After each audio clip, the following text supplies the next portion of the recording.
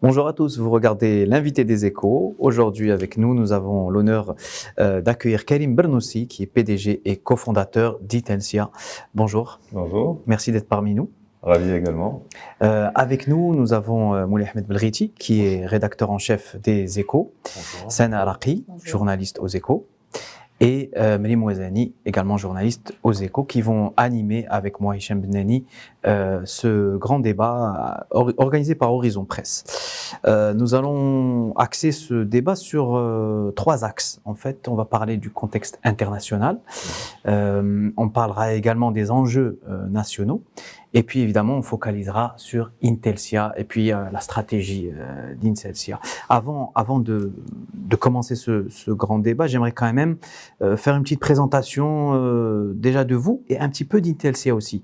C'est-à-dire, pour nos lecteurs, vous êtes qui exactement?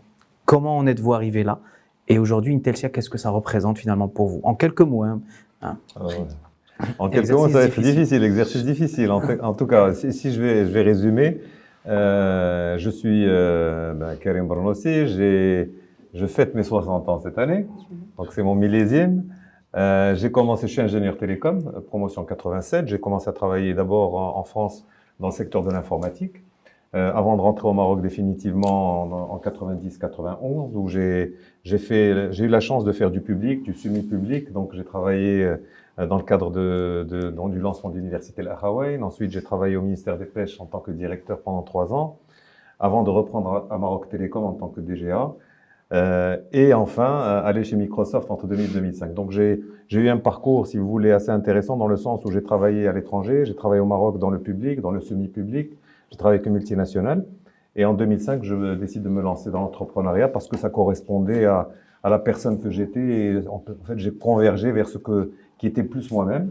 Et j'ai repris les activités d'Intelsia, une entreprise que j'avais créée en 2000. Et aujourd'hui, après à peu près 16-17 ans à la tête de cette entreprise, c'est une entreprise qui est passée de 200 personnes à 40 000 personnes dans cette phase de temps et surtout qui s'est installée comme un des leaders du secteur de l'outsourcing. Donc Intelsia pour moi représente tout parce que représente tous les efforts que j'ai fait avec mes collègues pour faire de cette entreprise une entreprise qui est dans le modèle qu'on a voulu faire en tant que jeune Marocain.